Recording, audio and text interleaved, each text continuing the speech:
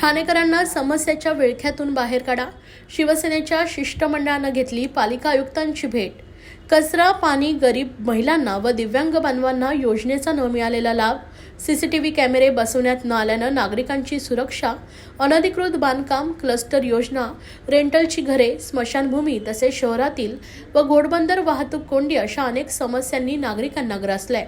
ठाणेकरांना भेडसावणाऱ्या समस्यांच्या विळख्यातून बाहेर काढा अशी मागणी करत शिवसेना उद्धव बाळासाहेब ठाकरे पक्षाच्या शिष्टमंडळानं पालिका आयुक्तांची भेट घेतली आहे. यावेळी शिवसेना नेते माजी खासदार राजन विचारे, संपर्क प्रमुख नरेश मनेरा, जिल्हा प्रमुख केदार दिघे व इतर शिवसेना पदाधिकारी व स्थानिक नागरिक मोठ्या संख्येने उपस्थित होते. यावेळी आयुक्त सौरभ राव यांना वस्तुस्थिती छायाचित्रांचे पुरावे देण्यात आले. नुकताच पार पडलेल्या लोकसभा विधानसभेच्या निवडणुकीत अनेक कोट्यवधी रुपयांच्या निधीची घोषणा करून सत्ताधाऱ्यांनी आपली पोळी भाजून घेतली, परंतु जनतेच्या पैशाचा चुरडा जास्त व सुविधा कमी असे चित्र सध्या ठाण्यात दिसत असल्यानं स्वच्छ व सुंदर असणारे हे ठाणे सध्या डबक्याचे व कचऱ्याचं साम्राज्य तयार झालेलं ठाणं बनलंय. ठाणे महापालिकेची तिजोरी रसातळाला गेली आहे, त्यामुळे उगाचच नको त्या कामांवर उधळपट्टी थांबेल का असा सवालही त्यांनी आपल्या या पत्राद्वारे केलाय. घोडबंदर वासियांना वाहतूक कोंडीचा फटका दररोज सोसावा लागतोय. त्यामध्ये उपाययोजना करीत असताना नागरिकांना विश्वासात न घेता नागरिकांच्या हक्काचा सर्व्हिस रोड सुद्धा हायवे पूर्व द्रुतगती महामार्गावर विलीन करण्याचं नियोजन करतायत. त्यामुळे या हायवे पूर्व द्रुतगती महामार्गावर असणाऱ्या अनेक सोसायट्या, शाळा, कॉलेज, हॉस्पिटल यांना मोठा अडथळा ठरणार आहे. यासाठी शिवसेना नेते राजन विचारे तसेच संपर्क प्रमुख नरेश मनेरा यांनी वारंवार प्रशासनाकडे पाठपुरावा करून सर्व्हिस रोड हा असू द्या तो स्थानिक नागरिकांच्या दृष्टिकोनातून अतिशय महत्त्वाचा आहे. ठिकठिकाणी कामे सुरू करून सर्व्हिस रोड बंद केले. त्यामुळे सर्व्हिस रोड जर हायवे पूर्व द्रुतगती महामार्गास विलीन झाल्यास मोठं आंदोलन घ्यावं लागेल असा थेट इशारा त्यांनी दिलाय. त्यावर आयुक्तांनी 8 दिवसांमध्ये MMRDA सोबत बैठक घेऊन यावर तोडगा काढू असं आश्वासन दिलंय. आज या ठिकाणी महापालिका आयुक्त आणि त्यांचे सर्व अधिकारी आज ठाणे शहरातल्या सर्वात महत्त्वाची म्हणजे घोडबंदरचा जो सर्व्हिस रोड आहे आणि वाहतूक कोंडी या विषयावरती या ठिकाणी आम्ही भेटायला आलो होतो. त्यामध्ये वेगवेगळे विषय आहेत. मग ते घनकचरा व्यवस्थापन असेल, तुमची स्मशानभूमी असेल, त्यानंतर ठाणे शहरामध्ये असलेली जी काही बिकट अवस्था आहे पाण्याची ते असेल, पाणी पुरवठा असेल, त्याचबरोबर जे डम्पिंग ग्राउंड आहेत त्या डम्पिंग ग्राउंडच्या संदर्भात जी काय गेले कित्येक वर्षापासून करोडो रुपये खर्च आपण केलेले आहेत, परंतु आजही कशा अवस्थेमध्ये आहे. त्यानंतर ठाणे हे तलावांचं शहर आहे, परंतु या तलावामध्ये ठाणे महापालिकेच्या जवळ असलेल्या सिद्धेश्वर तलाव इथली अवस्था एवढी वाईट आहे की त्या ठिकाणी पाणी दिसत नाही. संपूर्ण कचऱ्याने भरलेला तो तलाव आहे ऐतिहासिक असा.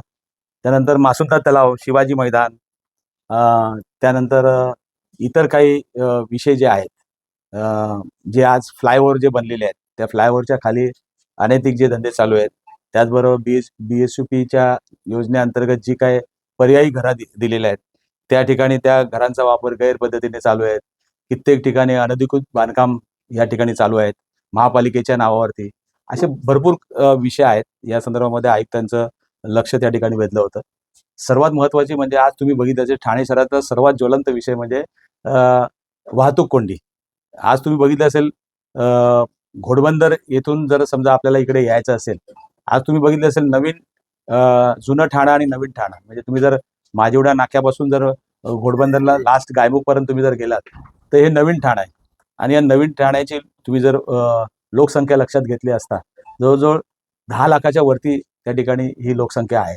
आणि त्या ठिकाणी आपल्याला ज्या काही सुविधा देण्याच्या माध्यमातून असेल तिथे कित्येक ठिकाणी टँकरने पाणी पुरवठा केला जातो.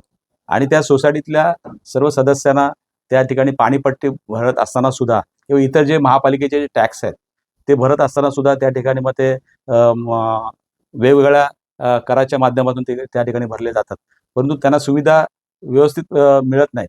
आणि जी अवस्था आज ठाणे शहराची झालेली आहे, हे त्या दिवशीच एक बातमी आली होती मला वाटतं लोकमतला, 4.5 करोड रुपये या मला वाटतं माननीय मुख्यमंत्र्यांनी या ठाणे शहरासाठी आणले होते. परंतु आज त्या जवळजवळ 25 कोटीच ठाण्यामध्ये त्यासाठी आले. बाकीचे पेपर कागदावरतीच मला वाटतं ते आकडेवारी आहे. आणि असं असताना ठाण्यातले कित्येक प्रोजेक्ट या ठिकाणी अर्धवट अवस्थेमध्ये आहे. आज तुम्ही बघितले गडकरी रंगायतांचं काम आहे, धीम्या गतीने चालू आहे. कित्येक ठिकाणची कामं जी आहेत ते अर्धवट अशा अवस्थेत पडलेली आहेत. आज तुम्ही जर बघितलं असेल, या ठाणे शहराचा जी वाहतूक कोंडीवरती पर्यायी व्यवस्था जर करायची असेल तर मला वाटतं त्या ठिकाणी जो साकेतवरनं गायमुखला जो कोस्टल रोड त्या ठिकाणी तयार होणार होता. तुम्हाला माहिती असेल 10 वर्ष खासदार असताना याचा पाठपुरावा करून त्याला मला वाटतं पर्रीकर साहेबांनी 1.9 किलोमीटरची एअरफोर्सची जी बाउंड्री होती त्या ठिकाणी गेली 15 वर्षापासून आपण प्रयत्न करत होतो, परंतु तो रस्ता मला वाटतं आपल्याला परवानगी NOC देत नव्हतं एअरफोर्स, आणि त्याला सुद्धा आपल्याला परवानगी मिळाली. आता बाकीच्या गोष्टी परवानगी मिळून मला वाटतं त्याची काहीतरी इन्क्वायरी लावलेली आहे त्या संदर्भामध्ये, की ही जी कॉस्ट वाढली असल्या कारणाने ही जी काही कॉस्ट होती ती डबल टिबल झाल्यामुळे ते परत एकदा त्याला स्क्रुटनी करायला लावलेले शासनाने. ठीक आहे, ह्या सर्व गोष्टी होत असतात, परंतु आज तुम्ही बघितलं असेल घोडबंदर रस्त्यावरती तुम्ही जर बघितलं मेट्रोची दोन्ही साईडनी लाईन येते आणि त्यात सर्व्हिस रोड 1996 साली महानगरपालिकेने जेव्हा डेव्हलपमेंट प्लॅन सँक्शन केला त्यावेळेला हे सर्व्हिस रोड अस्तित्वात येण्याची सुरुवात झाली. आणि मला वाटतं फॉरेस्टच्या 2-3 ठिकाणी जागा जे डी मार्ट आहे, नंतर महापालिकेचं आपलं हिरानंदानीच्या इकडे राईट मारते वेळी लेफ्टला जी फॉरेस्टची लँड आहे, तसंच गायमुखच्या इकडे सुद्धा एक लँड आहे. असे फॉरेस्टच्या 3 ठिकाणी लँडच्या संदर्भामध्ये आपण त्याचा पाठपुरावा करत होतो आणि ते सुद्धा जागा मला वाटतं काही प्रमाणामध्ये मिळालेल्या आहेत. आणि ते करत असताना आज तुम्ही बघितलं असेल सर्व्हिस रोड बंद करण्याच्या सूचना त्या ठिकाणी दिल्या गेलेल्या आहेत MMRDला. आणि जर हा सर्व्हिस रोड बंद झाला ते जवळजवळ 10 ते 12 लाख लोक जे घोडबंदर परिसरात आजूबाजूला राहतात त्यांना पर्यायी जागा काय, कारण दोन्ही साईडने मेट्रोचा पिलर्स त्या ठिकाणी येत आहेत.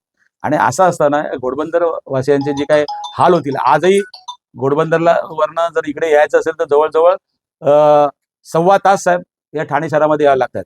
आणि आज ठाणे शहराच्या वाहतुकीचा परिणाम तुम्ही जर बघितलं तर घोडबंदर असेल, स्टेशन रोड असेल, गोखले रोड असेल किंवा नौपाडा परिसर असेल किंवा वर्तकनगर असेल, या सर्व ठिकाणी वाहतूक कोंडीचा परिणाम या शहरावरती होत असतो. आणि म्हणून या संदर्भामध्ये कुठल्याही परिस्थितीमध्ये हा सर्व्हिस रोड त्या ठिकाणी जो आहे तो राहावा.